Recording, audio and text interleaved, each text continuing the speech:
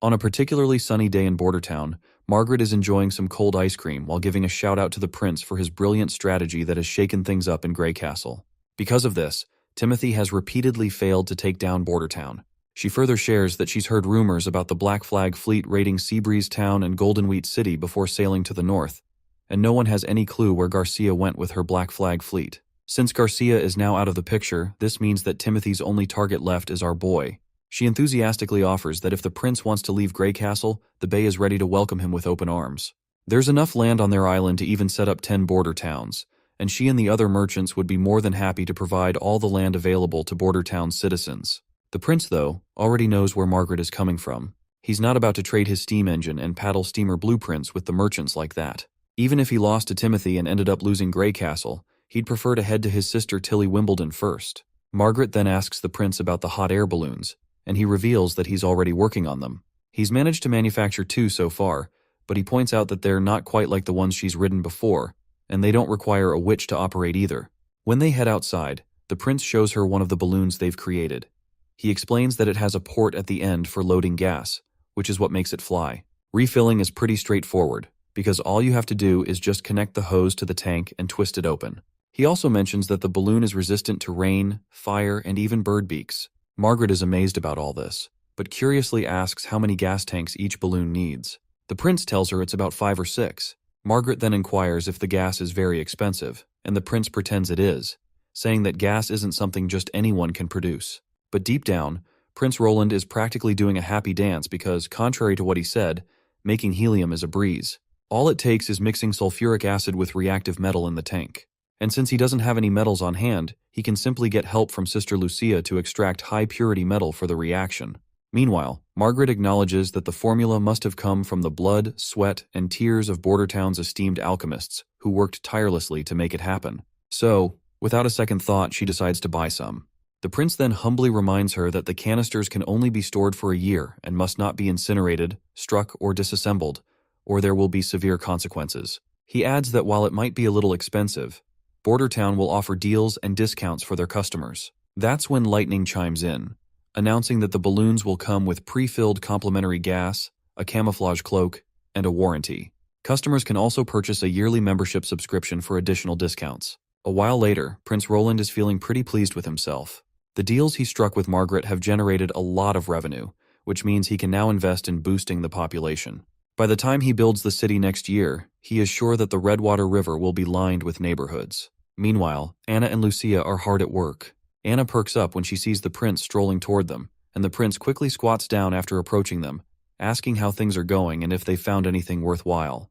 It seems like Anna and Lucia are focused on producing a metal with incredible resilience, hardness, and tenacity.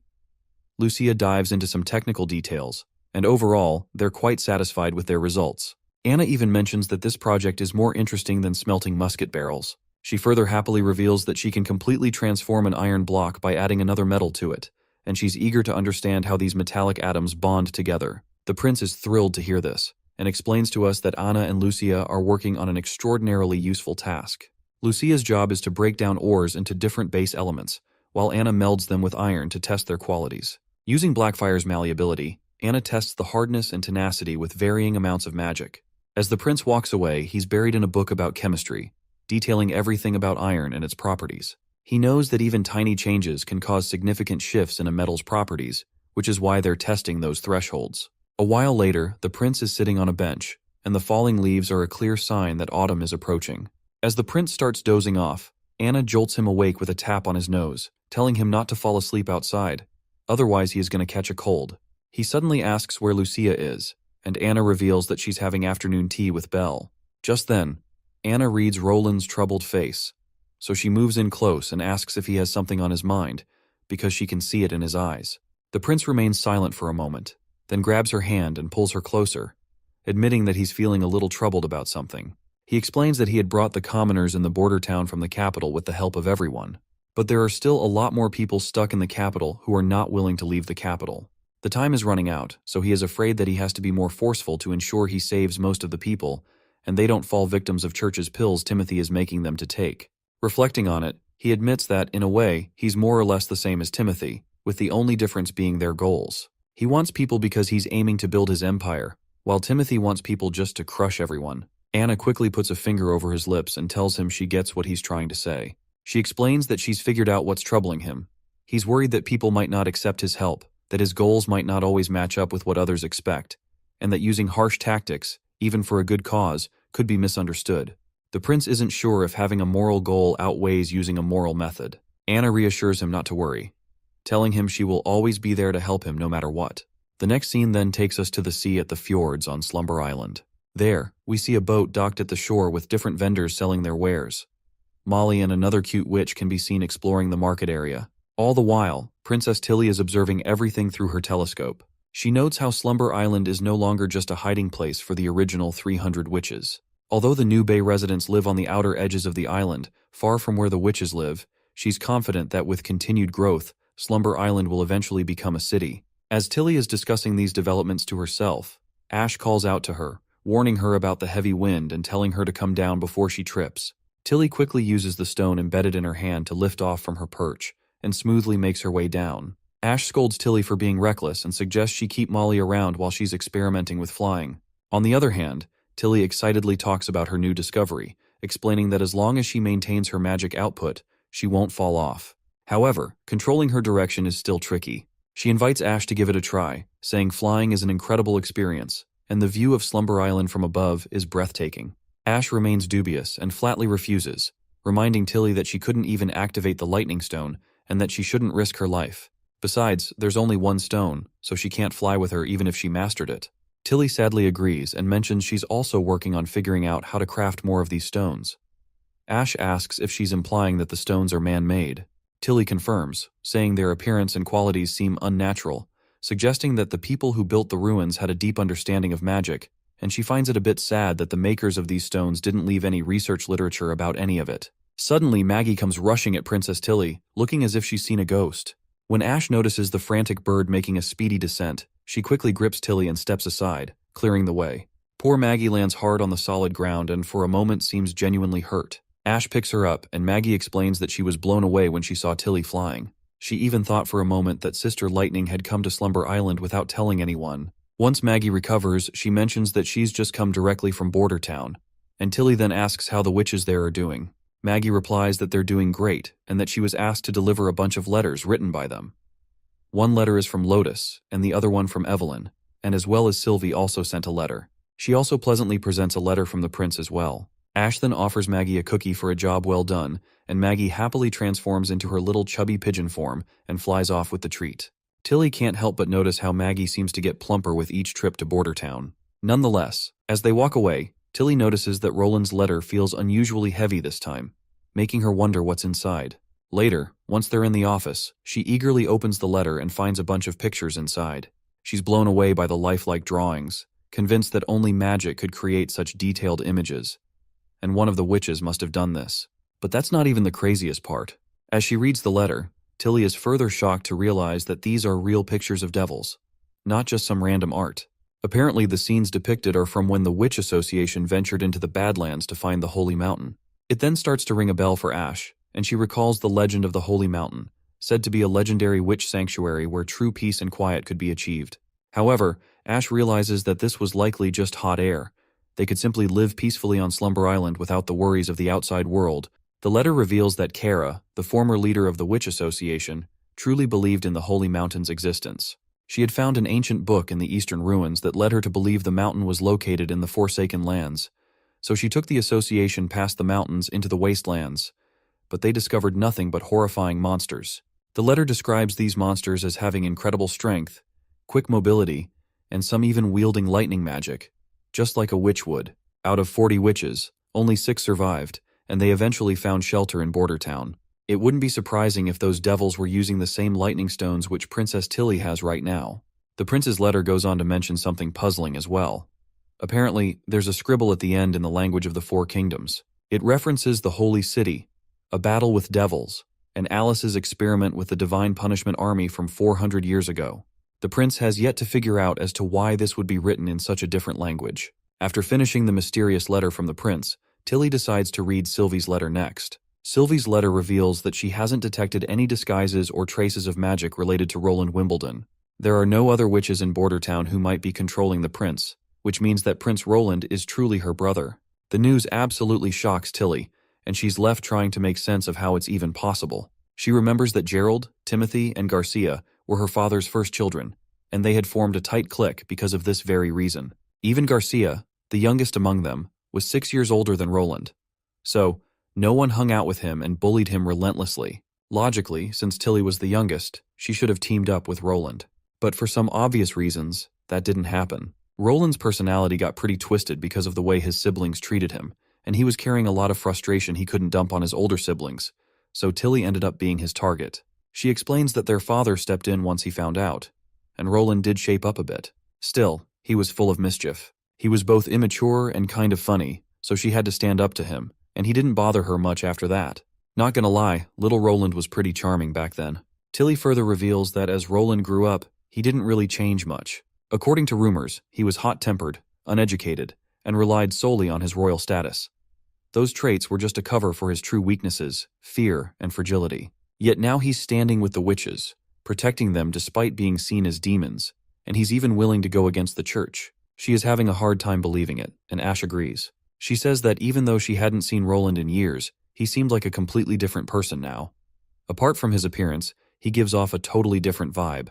Tilly then curiously asks Ash for her observations further. Ash explains that the biggest change is Roland's cleanliness. Both his appearance and his presence are simple and refined. He doesn't flaunt his status like other elites, and if it weren't for his hair, he might not stand out from an ordinary commoner at all. Ash adds that while Roland might seem normal, there's something about him she can't quite put into words, and he gives off a really nice feeling. The princess smiles and teasingly points out that she never expected Ash, of all people, to give Roland a compliment. Ash quickly gets flustered and insists she's just being honest.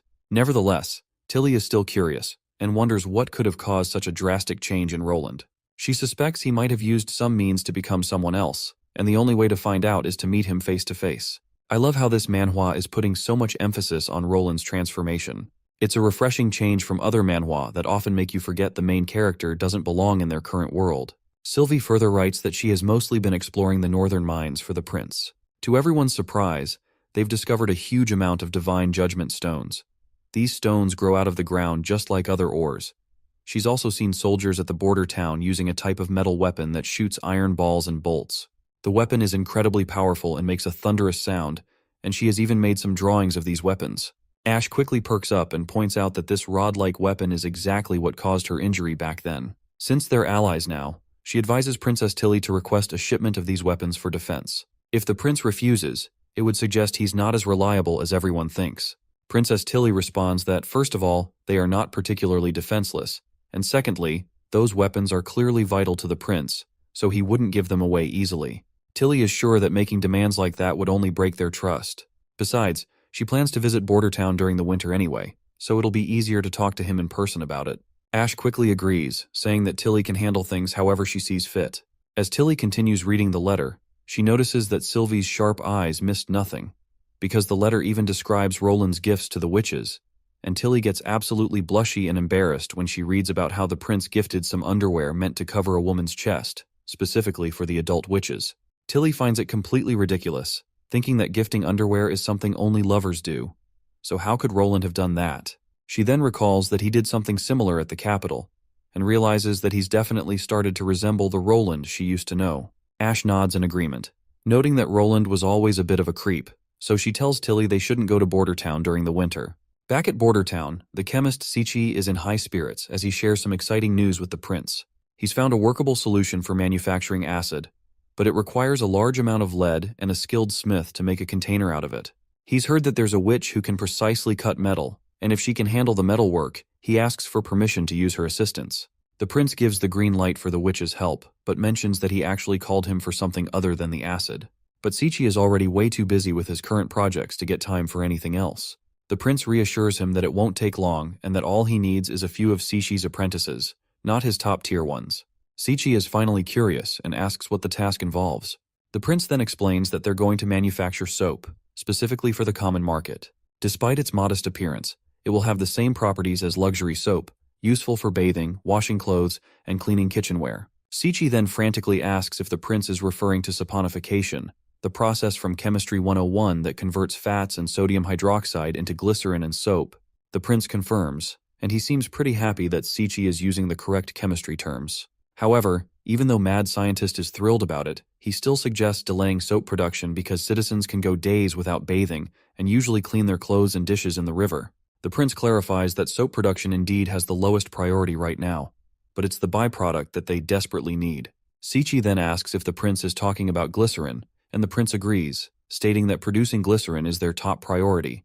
Eventually, Sichi agrees to the plan, but points out that he won't have the time to handle it himself. The prince understands and mentions that he has some spicy intel that might interest him. Apparently, a sailboat carrying 50 commoners arrived this morning. Since there were a lot of people and they didn't seem like merchants, they were stopped by patrol. One of these commoners asked for Sichi, and it turns out that newcomer is an alchemist from Redwater City. Before the prince can reveal this newcomer's name, Sichi jumps with excitement, quickly realizing that this must be Charles, his former disciple. He's certain Charles has brought apprentices to assist him, and eagerly asks where Charles is right now, explaining that he was his most productive disciple, and it's crucial for the work. The prince informs him that they are registering themselves at the city hall. In the next scene, Lightning and Maggie are getting ready for their adventure, double-checking their supplies. Maggie proudly pulls out a string of sausages and declares that she's all set for the journey. Lightning raises an eyebrow and tells her that sausages won't do much against the dangers they might face, so she should grab a weapon or something. But the little pigeon makes it clear that if she runs into any Divine Judgment soldiers, she'll peck through their armor. Knowing arguing with Maggie is a lost cause, Lightning just puts on her glasses and they are ready to set off towards the westernmost point of the misty forest, and their goal is to explore the area and map out the forest's boundaries. As they head out, Lightning feels a wave of relief that Maggie is coming along. She's uneasy about exploring the misty forest alone, especially after encountering that devil in the woods at her last visit. She worries that if Maggie knew just how scared she is, she might poke fun at her. Lightning reflects on the wisdom of her father, who is the great adventurer. He had once told her that no matter what obstacles she faces, she must confront them bravely, observe closely, and understand that fear often comes from within rather than from the actual danger. With these words in mind, Lightning steels herself, declaring proudly that she's the daughter of her father and she won't be defeated. They continue their journey. Lightning finds it quite reassuring that they can simply just follow the river to not get lost. Suddenly, Maggie spots a towering mountain at the end of the forest. The mountain's sheer size makes it look almost mythical.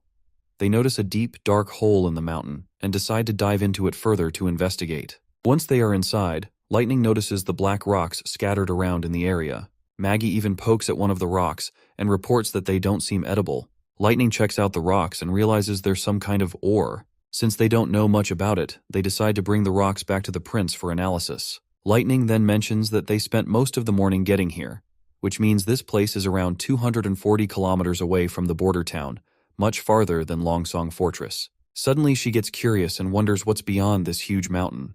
Meanwhile, Maggie notices her feathers starting to turn black.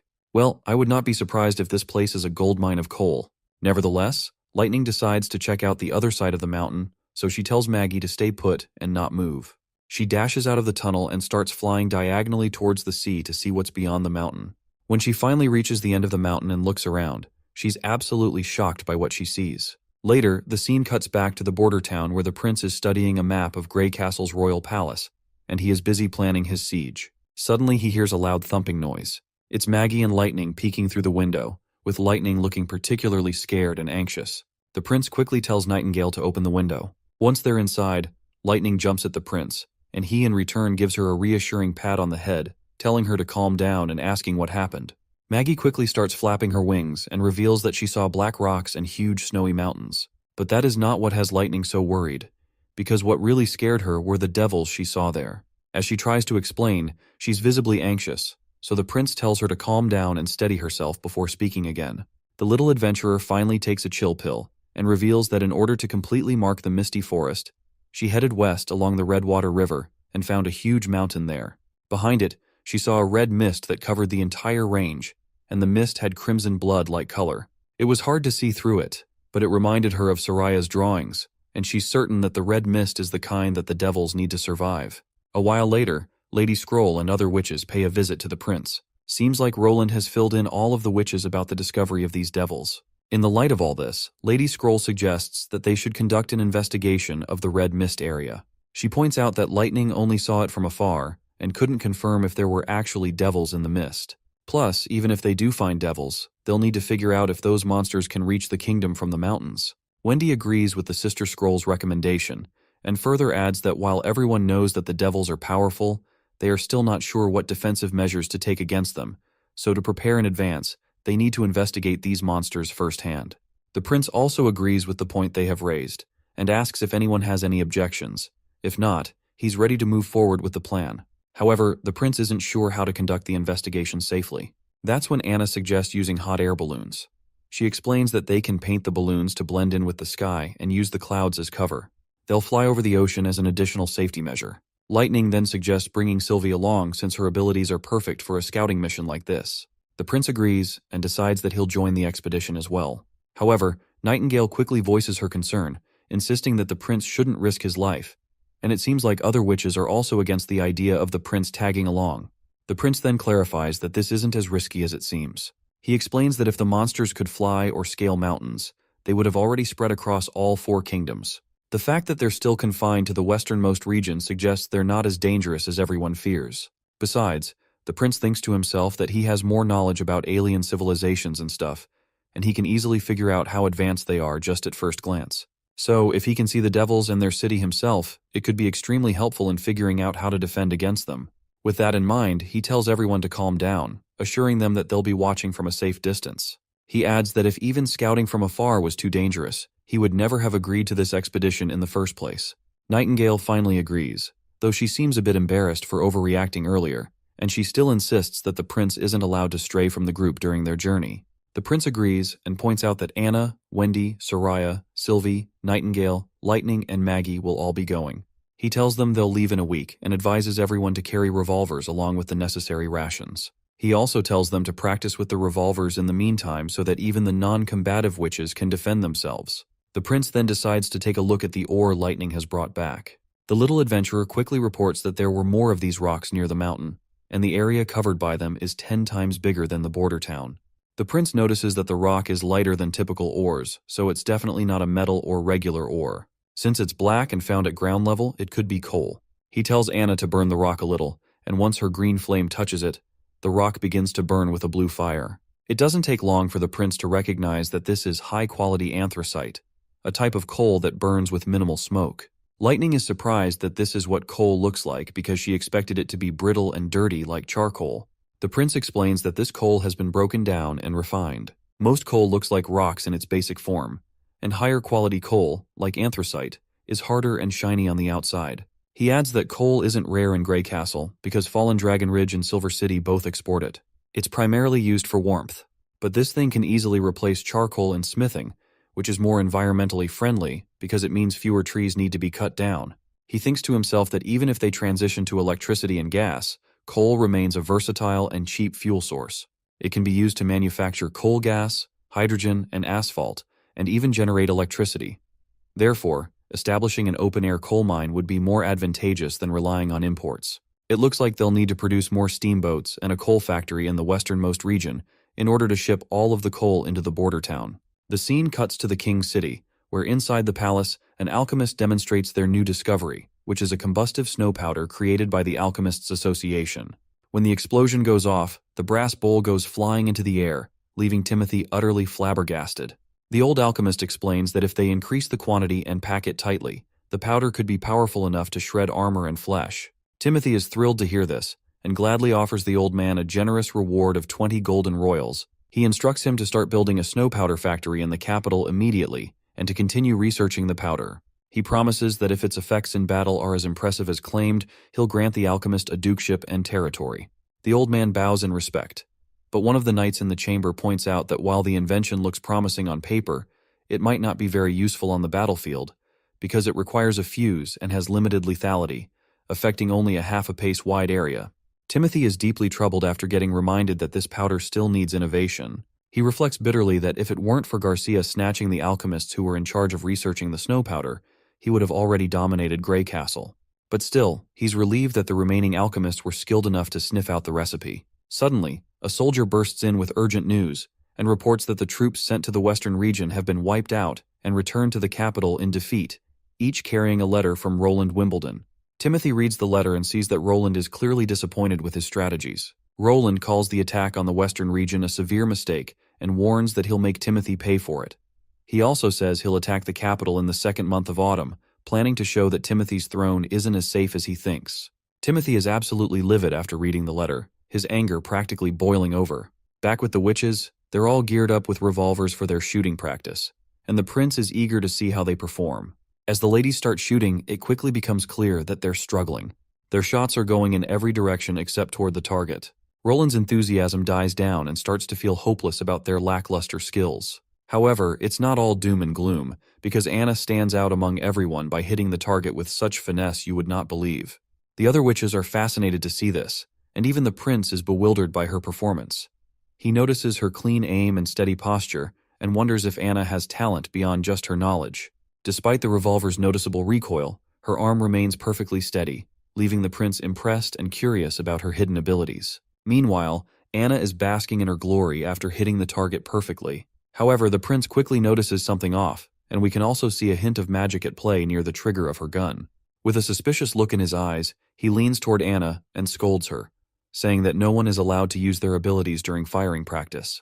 The clueless Anna asks why, and the prince explains that if enemies have stones of divine judgment, she would be helpless without her magic. He wants everyone to be prepared for real combat situations where their magical abilities might not be available. Prince then covers her ears and tells her to try again, assuring her that she won't feel scared this time. Lightning quickly asks Maggie to come over and cover her ears too. I find it fascinating how even the kids are handling these guns like they're just water pistols. With her ears covered, Anna quickly fires a barrage of bullets, and they all hit the target perfectly. Seeing this, Wendy and Nightingale give it a go as well, and soon enough the girls are having a blast while shooting. Later, we see their balloon floating in the air, camouflaged to blend with the sky. The prince announces that they'll be practicing dropping projectiles from the sky and plans to attack the capital in the second month of autumn, so everyone needs to start practicing right away. Wendy could not help but feel thrilled to be so high in the sky, and points out how the entire western region looks as small as the palm of her hand. The prince, however, explains that the area is indeed not very large, and directs her attention to the wasteland to the north, which is where they'll need to go later. Lightning notices they're already quite high, and comments that she can't see anything below. The prince says they are high enough, and inside the balloon basket, we see a nuke-like bomb. He explains that they'll be practicing by dropping this fake bomb, just like they did on the ground. He adds that since this is only an experiment, the bomb they're using is much smaller than the real ones and weighs about as much as 4 nightingales. Even though this one is smaller in size, they still need to treat it seriously. Anna seems really curious after hearing about the weight of this bomb, and curiously asks the prince since when Nightingale became a unit of measurement. The prince dramatically coughs and tells her not to worry about the details, instructing her to just get started. They drop their first bomb, and Anna quickly shuts the downward door in the basket. The prince is happy to see that they've become so familiar with the procedure after all their training. Wendy then asks him if the bomb can really hit the target from this altitude. Roland admits that it does seem improbable, considering they're dropping it from 1,000 meters. However, he explains that the bomb has exceptional navigation capabilities, and its high altitude actually contributes to its guaranteed accuracy, and this is all thanks to our little explorer, Lightning. We're back at the border town castle. When the prince mentions he's heading to the Misty Forest, Knight Carter, Iron Axe, and the old man Barov are all shocked to hear this. The knight even insists on accompanying the prince as his first knight to protect him, while Iron Axe wants to bring 100 men to keep the prince safe. On the other hand, Old Man Barov says he has a ton of paperwork to handle. The prince firmly states that this is an order for everyone, and they need to stay and manage the border town while he's away. It seems like Barov isn't fully aware about the devils and the red mist in the most western region, so he curiously asks what's so important about that area that the prince feels the need to go himself. The prince doesn't get into details but says the situation affects the entire western region and could even threaten the destruction of Grey Castle. He claims that he is the only one who can assess it firsthand and insists he must go himself. Knight Carter asks if the prince can spill the exact reason for his visit. The prince says he can't say right now but promises he'll fill them in eventually. He makes it clear that it's a secret mission and everyone needs to keep it to themselves. As everyone's freaking out about the bombshell the prince just dropped, he reflects on the situation in his mind. The Devil Territory is 60 miles from the western region, and these monsters once destroyed the holy city of Tequila, driving survivors to the edge of the continent. It all sounds pretty outlandish, but the prince is glad he's seen plenty of apocalyptic movies. But he knows that people won't easily accept this reality. If word leaks and civilians panic, everyone might rush to leave the western region, and he can't let that happen after coming this far. So, the prince finally sets off with all the witches in their balloon, waving a final goodbye to his loyal companions, who are tearfully watching him depart. Not gonna lie, I'm also super excited to see what they're about to run into in that mist. Meanwhile, as they're floating through the air, Sylvie asks if the church fought the devils 400 years ago, and wonders if that makes the church good. The prince says the church is actually evil, and Nightingale agrees, pointing out that if they were good, they wouldn't have been executing witches for no reason. She explains it would be one thing if the witches were actually evil, but they're not connected to devils at all, plus there's even evidence to disprove that. The prince agrees and adds that first they need to verify if the church really did fight the devils. If they did, why would they hide it and destroy all the evidence? Because they could have gained a lot of followers by spreading the news of their victory. The prince reassures Sylvie that he'll never support the church just because they fought the devils. He's determined to fight against the devils on his own if needed, and he's not afraid because he has witches by his side. Nightingale leans in, happily reminding Sylvie that the church is a bunch of losers who failed to eradicate the devils in the past, so the prince would never side with them. A while later, Lightning points out that they're almost there and can already see the mountain. When everyone in the balloon looks ahead, they're awestruck by the mountain's magnificence. Wendy even notes that these mountains like they just sprang up from the ground out of nowhere. The prince then says they'll set up camp by the mountains closer to the coast, because they'll rest today and start their investigation tomorrow. Once they set up camp near the sea, the prince looks out at the endless expanse of water and thinks it's a good spot, because this wide area makes it easy to spot anything around them, far from the misty forest, and unlikely for animals to come near. The ladies come over and suggest that the prince should sleep inside the tent. That is when Roland remembers that particular day when he tried to sleep among the ladies but had to spend his entire night restlessly. To avoid repeating the same mistake twice, he decides to sleep outside to stay fresh for their morning investigation. Meanwhile, Maggie is also feeling quite happy as she decides to sleep outside as well. The ladies start heading into the tent, and Wendy says she'll swap for lookout later. As the fire crackles and the prince sits alone, Anna approaches him from behind.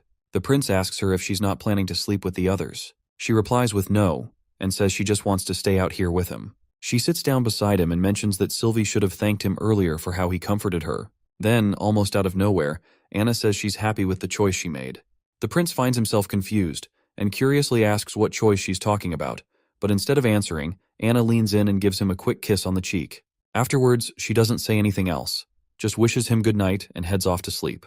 While he still has not recovered from that unexpected kiss, the prince is caught off guard when Nightingale suddenly appears and gives him a smooch on the cheek too. She thanks him for everything he's done for the witches, then vanishes into thin air, leaving the prince smiling to himself. The next morning, the crew is back in the balloon, and they continue their journey to the red mist. Inside the balloon, the prince can be seen still yawning, feeling a bit uncomfortable from sleeping outside. He's already starting to miss the comforts of his castle, especially the running water and showers. Meanwhile, the witches are full of energy and in high spirits, and the prince can't help but marvel at how fresh they look, and wonders if their beauty is part of their magic. Suddenly, Lightning reports that they should be able to see the blood mist from a distance. She quickly points her finger out in that particular direction, and as they peer downward, they spot the entire area swarming with that creepy red mist. Sylvie wastes no time activating her ability, and she quickly reports that they're still too far away from the mist, because she just can't detect anything from this distance.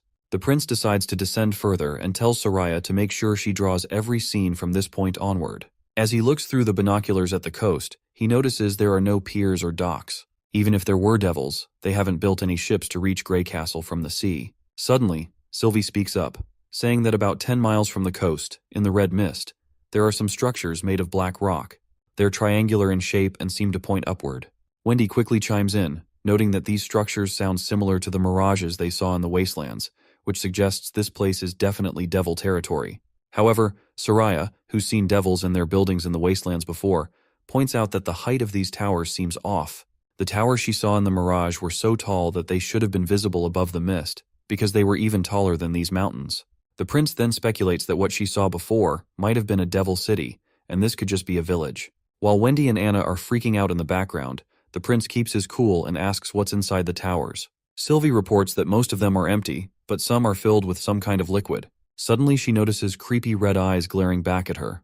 The prince snaps her out of it, asking urgently what's happening. Sylvie doesn't waste a second before telling the prince they need to get out of there fast, because the devils have already found them. Scratch that, the devils are already on the move. She explains that they were buried underground, with only the pipes on their backs sticking out of the ground. The shit is about to get real, and it's clear they need to get out before things get worse. Sylvie then drops another brutal piece of news, revealing that there are some devils flying, which leaves everyone absolutely boggled out of their minds. The prince quickly orders Wendy to retreat the balloon at full throttle, and our wind girl quickly pushes the balloon forward with her wind powers. But unfortunately, Sylvie reports that 2 devils are rapidly approaching, and they are riding some kind of flying monsters.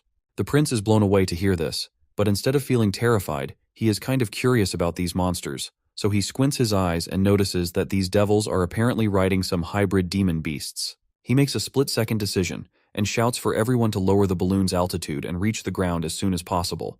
He knows that with only lightning capable of flying, it won't be enough to protect everyone if these monsters catch up. If the balloon gets damaged, they're all in serious trouble, and he is kicking himself for underestimating the devils and putting everyone into this risky mess. Before they can even start their descent, the flying monsters close in fast. One of them blocks their path and throws a spear with incredible speed straight at the prince. He braces himself to get screwed, but just in time, Anna conjures a shield to protect him, stopping the javelin inches from hitting him. However, it looks like Anna poured every ounce of her magic energy into creating that shield, and is almost out of juice. While the javelin falls back, the devils don't let up, and they charge at the balloon once again, surrounding the party from both sides. Surprisingly, Anna is still hanging in there, and conjures up the shield once again to keep the monsters at bay. The prince takes this chance, and immediately reminds the ladies that it's finally time to put their bad boys into action.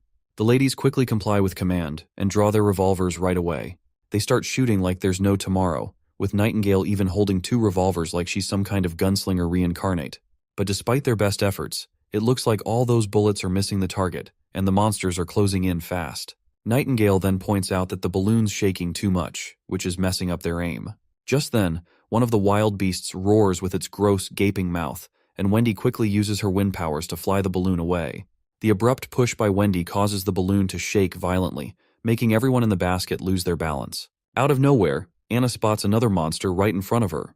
This one grabs a javelin from its back and chucks it straight at her.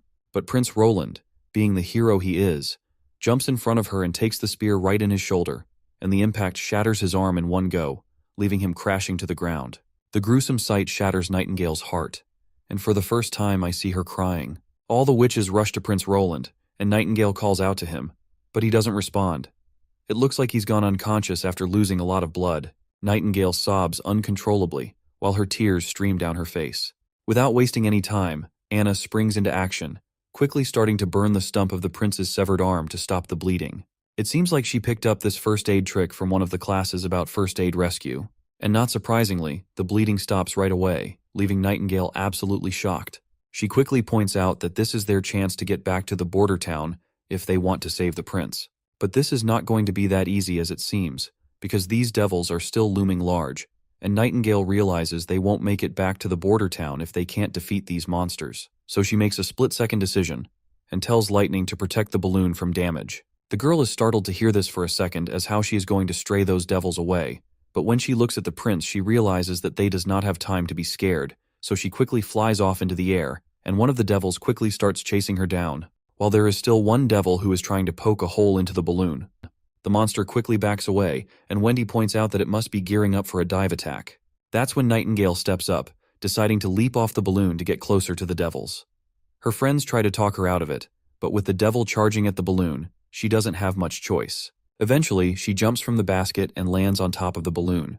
She then uses her mist powers, and although she notices there's magic inside the devils, there's no time to dwell on it. She reappears from her mist and lands right on top of the monster's head. With her gun barrel aimed precisely at the monster's skull, she tells it to die and pulls the trigger, and the shot lands a brutal headshot, taking down the monster in one hit.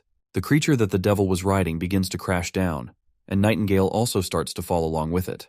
She tries to slip into the mist while plummeting through the air, but without anything to anchor her, the attempt fails miserably.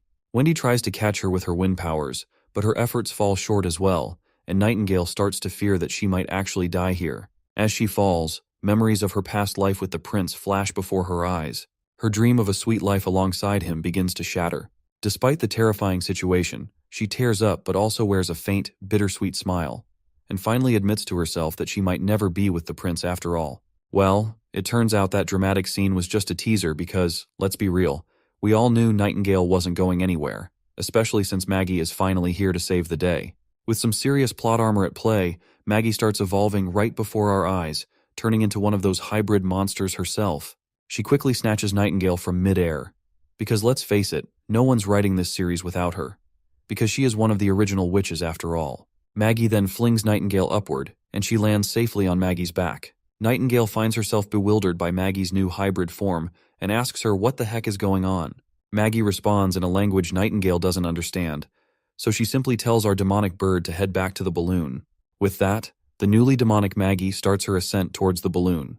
As one of the monsters spots them coming, it quickly grabs a javelin and throws it down with impressive speed. But before the javelin can hit, Maggie quickly transforms back into her little pigeon self. The javelin zooms past harmlessly, and Maggie then reverts to her monstrous form just in time to continue the rescue. As they charge straight at the monster, it's also coming at them full throttle.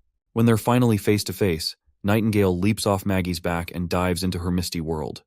She reappears right behind the devil's head, presses her gun barrel against it, and blows the monster's head off in one shot. She quickly pops back onto Maggie's back. Even though the devil's dead, its flying monster companion is still very much alive. The beast lets out a terrifying roar, but it's quickly silenced by a bullet that tears through its gaping mouth, leaving a hole in its head. The trigger-happy soldier who took the shot is none other than Sister Lightning, and Nightingale gives her a quick nod of approval for a job well done. Once the threat is neutralized, Nightingale decides it's time to head back. After a while, they finally reach the coast. Everyone gathers inside the balloon basket, worried sick about the prince. You see, traveling by balloon is slow, and even if they fly through the night, they won't reach the border town until noon the next day. With time running short, they decide to let Maggie and Lightning take the prince ahead first. While our sweet little demonic girl is ready to take on the task, Lightning seems a bit anxious. But she soon shakes off all of the disturbing thoughts and confidently assures everyone that they'll get the prince back in time. With that in mind, they strap the prince securely onto Maggie's back. Meanwhile, Nightingale reassures Lightning that the prince getting hurt wasn't their fault, because they weren't born for battle. With that, the two flying girls depart with the prince, leaving the others in the balloon. Anna also suggests they get moving as well, because she's certain those monsters might send another squadron after them, so they need to put as much distance as possible between them and the mountains. They'll set up camp when they find somewhere safe. Soraya is still anxious and worried, trying to figure out how the devils managed to find them. After all, the balloon and basket are camouflaged, so they shouldn't be detectable from 2,000 meters away, even with binoculars. Sylvie then reveals that she had seen a massive devil in the mist, and it was something like a giant black tower. It had a huge head, which was larger than its body, and countless eyes, all of which seemed to be locked onto her. She explains that hundreds of devils surged from underground as soon as they noticed the intruders, and the entire area was swarmed. Anna then adds that the monsters the devils were riding were strange as well. Their blood was blue, which makes it clear that they're completely different from the hybrids they've encountered during the months of demons. Soraya agrees, noting that the creatures they encountered seem more like actual devils. She points out that when Nightingale shot the first devil, it bled blue, confirming they're not just demons.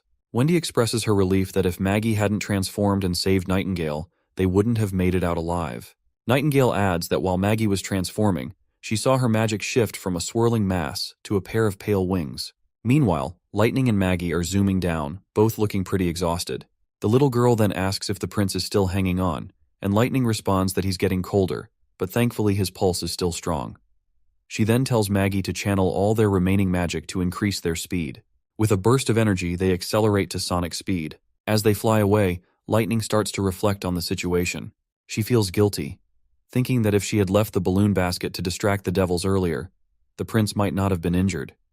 She's hard on herself, feeling like she's still a long way from being an outstanding explorer. She's also thinking about requesting a revolver for herself once they're out of this mess, and asking Nightingale to teach her some fighting techniques. Eventually, they reach the border town castle. As soon as they descend down, soldiers rush towards our girl, and Knight Carter is absolutely shocked to learn that Prince Roland is severely injured. Suddenly, the prince wakes up in a frantic state. He glances at his hand and is surprised to find it still there. As he looks around, he realizes he's back at the castle. He calls out for Knight Carter, but then he soon spots some of the witches sleeping down on the ground, and it looks like they must have dozed off while waiting for him to wake up. Quietly, he gets out of bed and peeks outside, and confirms that he really is back at the castle. Anna also wakes up and Roland quickly asks her about everyone. In response, she reassures him that everyone is back in town, and he's the only one who got injured. The prince breathes a sigh of relief upon hearing this, though he's feeling anxious because there is something different about Anna's tone. Out of nowhere, the girl hugs him tightly, calling him an idiot in a strangely affectionate way. Her repeated idiot in such a loving tone leaves the prince's nerves completely frazzled. He then feels a bit warm thinking about how there are people who care for him. He hugs her warmly in response, letting her know he's back and that she doesn't have to be so scared anymore. The other witches also begin to wake up, and they are all amazed to see the prince is out of his unconsciousness. Lightning wastes no time and launches herself at the prince, hugging him tightly, and soon the other little witches join in as well, creating a big, warm group hug. Nightingale is also relieved to see the prince safe and jumps over him like a little kid. The scene is filled with joy and affection, lighting up the entire room.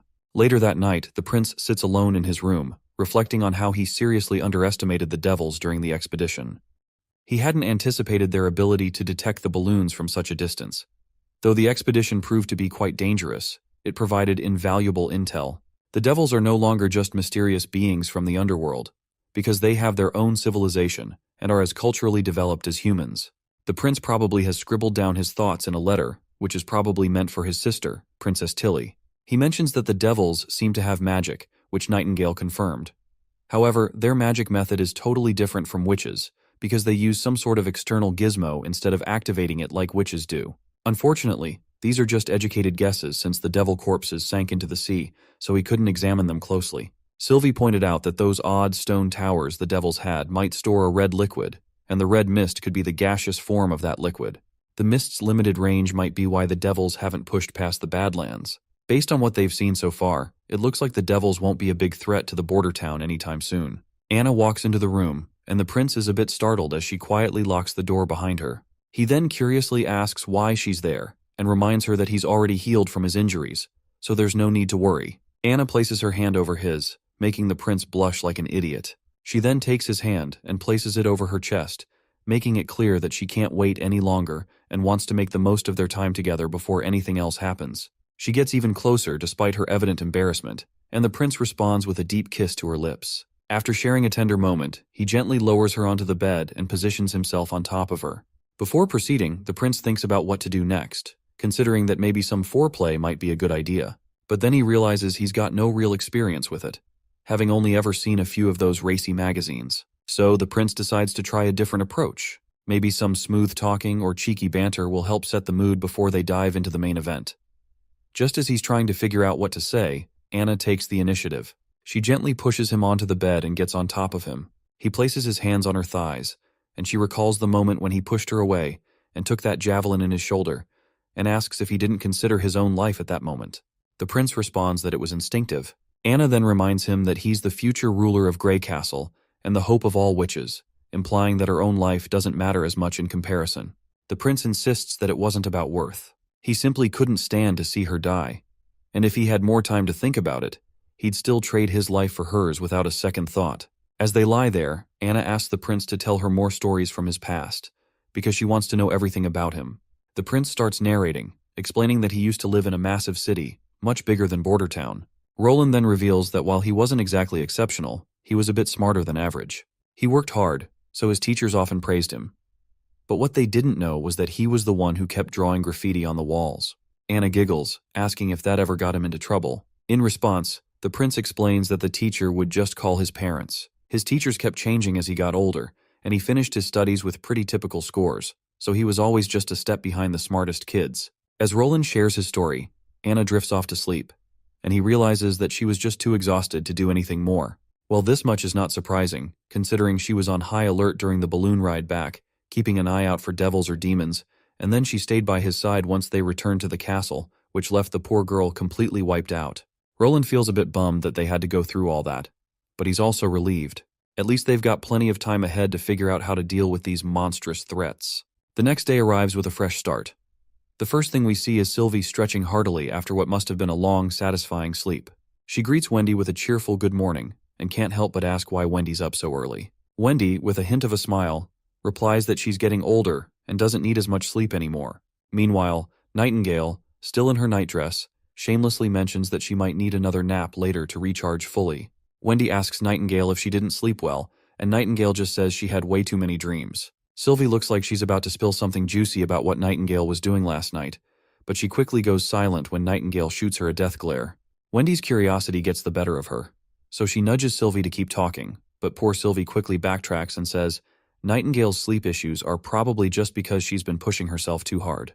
Nightingale nods in agreement, saying her body can only handle so much. As Nightingale asks Wendy for help adjusting her bra, Sylvie reflects on how scary Prince Roland might be in some ways, but she finds him undeniably admirable. It's rare to see someone of his status who would go so far as to injure himself for a witch. There's no other explanation for his actions, as he truly stands with the witches, just like Miss Tilly. She is just overjoyed at the thought of Roland's dedication, and is thrilled that Princess Tilly has such a wonderful brother. Later, in the backyard, everyone gathers around to check out Maggie's new demonic bird form. They're all fascinated by her transformation and closely observe the changes. Sister Leaf is particularly amazed at the thought that these are the same kinds of flying monsters the devils were riding. She's relieved she didn't have to face any of these creatures herself in the Badlands, or she might not have made it out alive. Nightingale also acknowledges that their survival through the mountains was thanks to Maggie's evolved abilities. So, she turns to Maggie and promises her a bag of smoked fish every day, along with some extra honey, as a token of thanks for saving everyone's lives. When the prince hears Nightingale's plan to bring smoked fish to Maggie every day, he's in a bit of a tizzy. Those fish are meant for him, and he's not too thrilled about her taking them from the castle kitchen. Nonetheless, he approaches her and asks for a ride. Maggie takes off, soaring across the sea with both the prince and Nightingale on her back. The prince is having the time of his life because it's probably the closest he'll ever get to riding a dragon. He notices that she can fly at about 80 kilometers per hour with 2 passengers, which is slower than Lightning, but Maggie has the upper hand in stamina. Whenever Lightning needs to carry anything, she has to use more magic, and she loses altitude too. But Maggie just needs to transform, and altitude isn't a big factor in her magic consumption, and she only has to worry about her own strength. Nightingale also notes that Maggie's magic has grown tremendously, and she could easily become a powerhouse in the current Witch Union. She also estimates that Maggie can now transform 7 or 8 times a day with her current mana. The prince then decides it's time to drop down, and Maggie quickly begins her descent. As they get to lower altitude, the prince reveals that the building they're seeing currently is Witch Tower. We can also see all the witches standing on the balconies, and the prince points out that everyone has already picked their rooms. He tells Maggie that he knows she likes to sleep with Lightning, but he's still assigned her a bedroom, and she's free to decorate it however she wants. Our little demonic bird gets excited about this news and decides to make a beeline for her new room. Maggie's excited and rapid ascent starts scaring the prince half to death, so he quickly tells her to simmer down before they end up in the clouds. Meanwhile, we also see Evelyn is on the balcony, and she looks absolutely blown away by Maggie's new transformation. Suddenly, her mind then begins to drift back into past memory, where she saw how they poured the concrete into the building's frame. She finds it fascinating that if they mix it with pebbles, they could mold it into any shape or form, making concrete a versatile building material. Evelyn then walks inside her room and sits quietly, reflecting on how it's been a month since she arrived here. She doesn't feel like she's done much besides tasting wine for the prince. Even though he gave her her own room, she's starting to feel like she doesn't deserve all this, given how little she's contributed. She lays back on her bed like a lifeless body, reflecting on how she only got 5 points in the last exam. Miss Scroll didn't make everyone's scores public, but Evelyn found out after asking around. And now, she's feeling the weight of not measuring up. Evelyn thinks to herself how she's been practicing her handwriting every day after class, even getting help from Lily and Moon. Despite her efforts, she feels like she's just an average idiot with peanuts for brains. Suddenly, she hears her fellow witch, Candle, who excitedly bursts in to explain that the living room has an actual kitchen and even a weird room painted white, and she tells her friend to come with her to see it. But Evelyn looks too dejected to pay any attention to what her friend is saying. Candle notices her mood and gets worried, asking if she's feeling okay, and wonders if Evelyn is upset about having to sleep alone now. That's when Evelyn finally speaks up, reminding her friend that they've been living here for a month. In response, the little one agrees, but she is not sure what Evelyn is trying to say exactly. Evelyn goes on to remind her little friend about how Lotus is almost done with the new wall she was helping to prepare. Honey has been training a bunch of messenger birds, and Sylvie went with the prince to investigate the monsters. But on the other hand, she feels like she herself hasn't had anything to do, doesn't even have anything to practice, and has the worst test scores. All of this is making her wonder why the prince chose someone useless like her. After hearing all of this, Candle suggests her friend to ask Prince Roland directly about it. Evelyn is startled by this suggestion, but Candle reassures her that the prince is Miss Tilly's brother and has genuine intentions for the witches. She mentions that even Sylvie, who was once very critical of him, has softened and even complimented him once or twice yesterday. So, she encourages her to talk to the prince, assuring her that he won't be harsh or chew her out for speaking with him personally. Eventually, Evelyn decides to go talk to Prince Roland.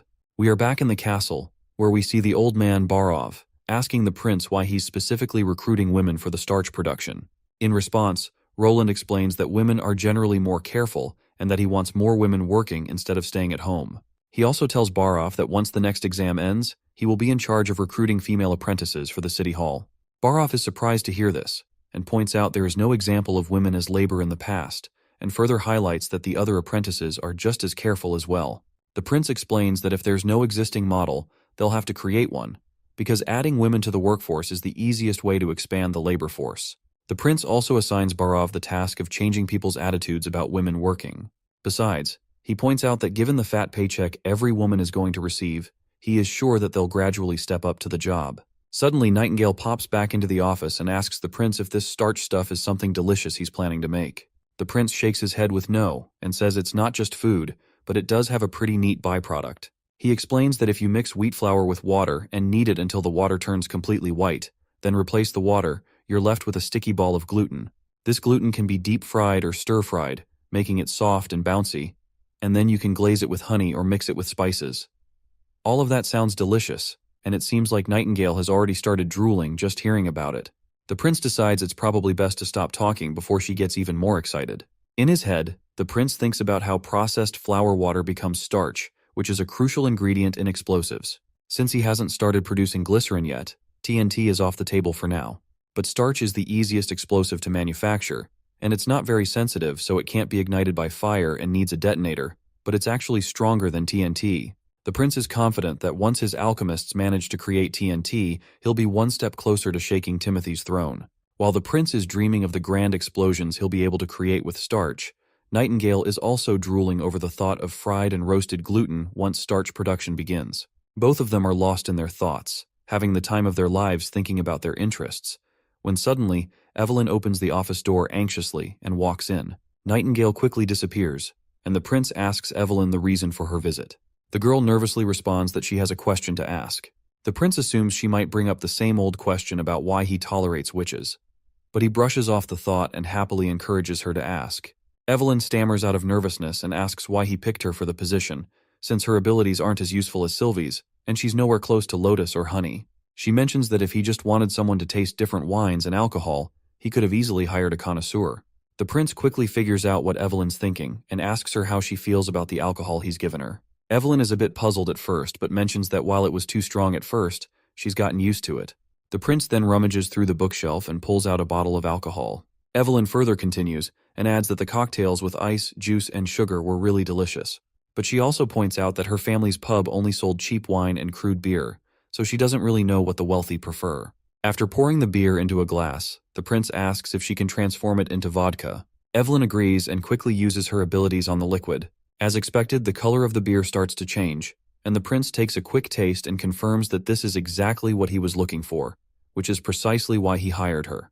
The prince mentions he's planning to open an ethanol factory, but quickly corrects himself, saying instead he's opening a brewery, and Evelyn will be the professional winemaker. Well, Evelyn looks unsure about her abilities and remains silent.